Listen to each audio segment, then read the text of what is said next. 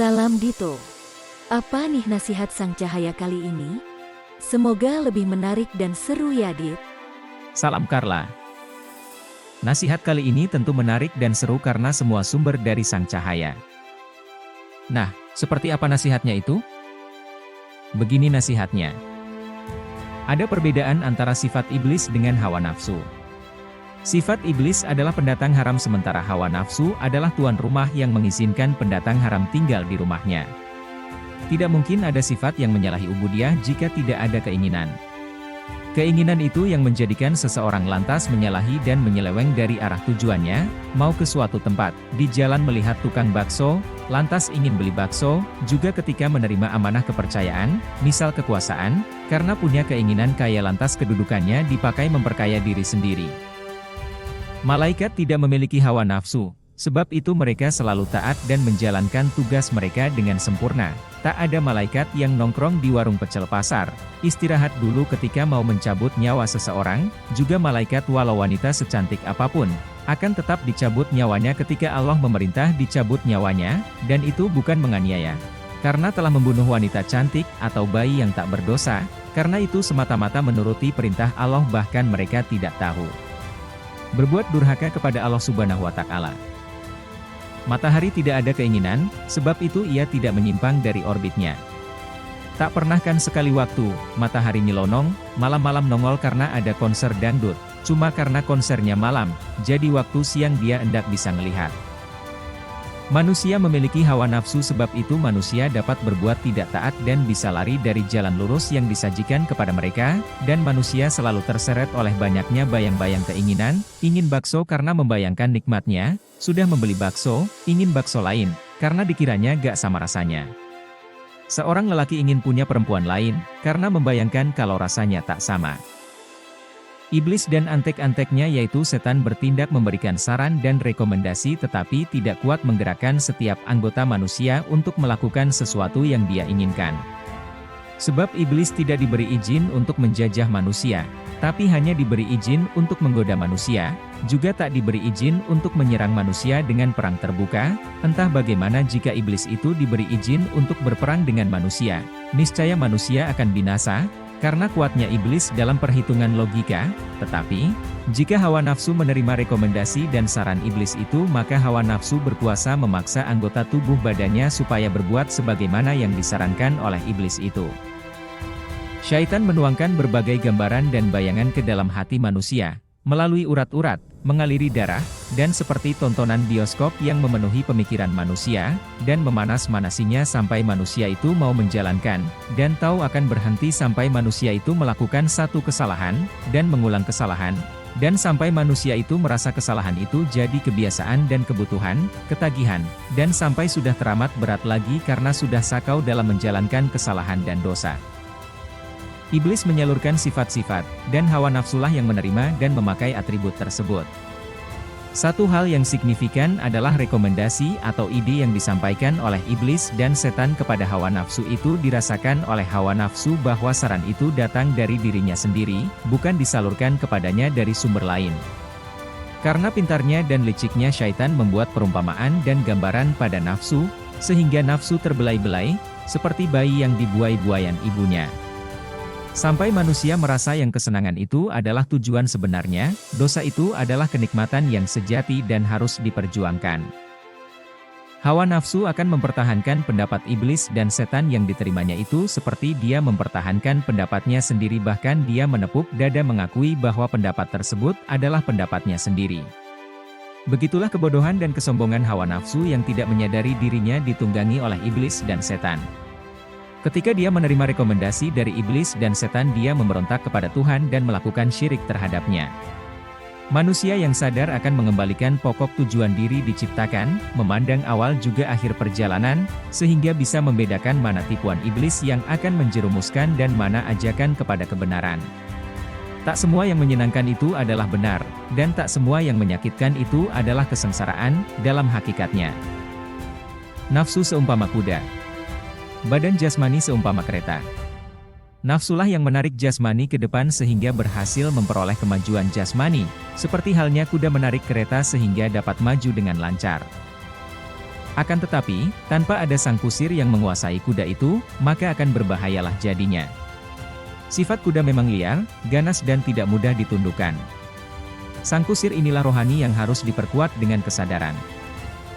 Apabila sang kusir kuat dan dapat menguasai keliaran kuda, nafsu, maka kuda itu akan dapat dibikin jinak, dapat dikendalikan untuk maju menarik kereta jasmani ke arah jalan yang benar. Sebaliknya, apabila sang kusir itu lemah, maka kuda nafsu yang akan menguasai perjalanan, dan akibatnya dapat mengerikan. Kuda liar dapat menarik kereta beserta kusirnya tanpa aturan lagi dan besar kemungkinan akan membawa kereta masuk jurang. Kemana kereta akan melaju? Hanya sang kusir sendiri yang tahu. Lalu, bagaimana kita menghindar dari jerat iblis Dito? Intinya kita jangan mudah tertipu oleh iblis. Kita itu kalau diadu sama iblis, maka kita kalah set, kita sibuk mencari dunia, mencari pekerjaan, bekerja mencari nafkah, dan tenggelam dalam aliran banjir bandang dunia.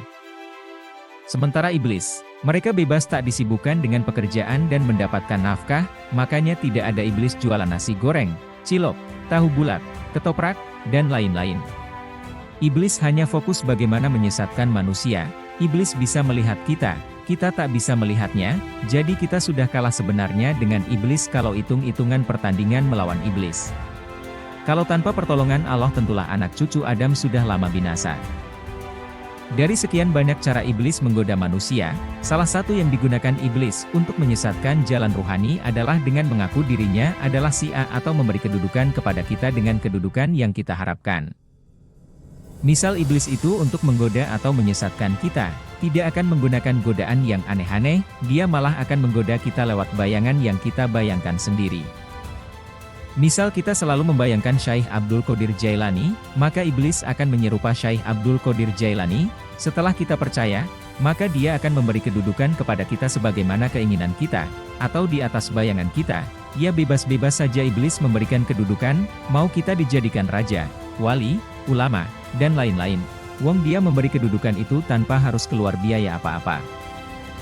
Kitanya sendiri yang harus hati-hati, sebab iblis juga akan menjaga kita agar dalam koridor ketersesatan, kita dibuat merasa bangga dengan kedudukan bayangan yang dibuat iblis. Dan kalau diingatkan orang lain tak mau, karena sudah enjoy dengan bayangan itu.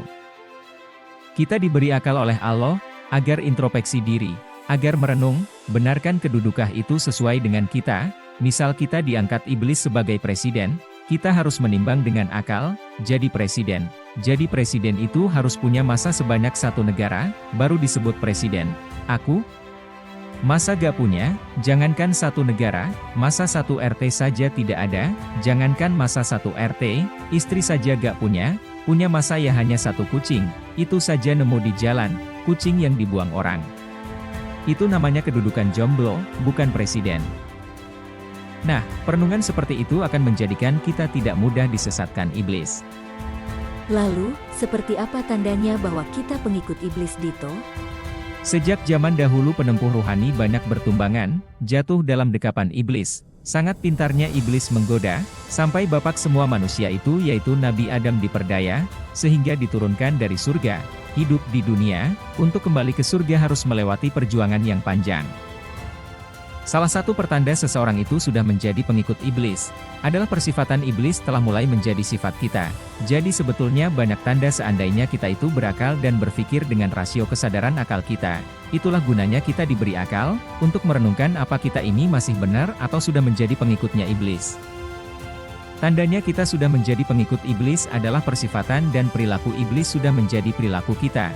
Seperti kita sudah menjadi pengikut Nabi Muhammad Shallallahu Alaihi Wasallam adalah perilaku Nabi sudah kita ikuti dan kita jalani, makanya kita dinamakan ahli sunnah wal jamaah, artinya orang yang sudah menjalankan sunnah-sunnah Nabi Shallallahu Alaihi Wasallam. Sama kita menjadi pengikut iblis maka kita sudah ahli fahsya, wal mungkar, ahli kerusakan dan kemungkaran. Sifat iblis dan tanda kita jadi pengikutnya adalah, jika kita sudah merasa, ana khairum minhu, merasa diri lebih baik dari orang lain, dalam hal apapun, dalam hal nasab, ilmu, amal, ganteng, cantik, lebih bagus pakaian dan apa saja merasa lebih baik dari orang lain. Tanda kita merasa lebih baik dari orang lain adalah kita lantas menghina dan meremehkan orang lain. Cobalah kalau di WC, diukrek-ukrek apa yang keluar dari lubang pembuanganmu, emas apa intan? Apa kamu merasa yang keluar dari situ lebih hebat dari orang lain? Coba ambil dan berikan kepada orang lain, apa ada yang mau? Kalau ada yang mau, memang berarti kamu lebih baik dari orang lain. Kalau belum ada yang mau, ya berarti kamu tidak lebih dari orang lain. Lalu sifat iblis yang lain menunjukkan tanda kita itu pengikutnya adalah, kamu akan marah pada orang lain. Al-Ghadabu minas syaiton, marah itu dari setan, kamu merasa marah. Itu tanda kamu sudah memiliki sifat iblis di dirimu. Sifat iblis yang lain adalah iri, dengki, iri terhadap pencapaian yang dicapai orang lain. Semua itu bermula dari persifatan ana khairum minhu, saya lebih baik dari dia, kamu merasa lebih baik dari siapapun, dan lalu ujung-ujungnya akan beranak sifat merasa lebih baik dari orang lain itu menjadi ibu dari sifat-sifat tercela, mengadu domba, memfitnah, menghujat, mencela, dan berbagai sifat-sifat buruk, awalnya sama dengan waktu iblis merasa lebih baik dari Nabi Adam. Waktu akan membuktikan, kau kekal bersama iblis di neraka atau kau memilih mencerainya, dan lebih memilih tak menjadikan dia sebagai teman. Allah membiarkan kita mempunyai pilihan, jika kita memilih di neraka dengan iblis. Sungguh Allah telah menyediakan sepedih-pedihnya tempat kembali, dan jika kita sadar mau kembali pada Allah, dan bertaubat, itu juga kembali kepada kita sendiri. Kita fasik, Allah tidak dirugikan, dan kita soleh, Allah juga tidak diuntungkan, semua kembali ke diri kita masing-masing. Semua manusia itu membawa nasibnya sendiri, nafsi-nafsi, ngurusi awake dewe-dewe di persidangan Allah nanti. Nah, itulah nasihat Sang Cahaya kali ini. Semoga bermanfaat. Wah, ternyata kita harus paham cara kerja iblis dan hawa nafsu ya. Oke Dito, terima kasih. Semoga kita diberikan kemampuan selalu istiqomah dalam kebaikan. Amin.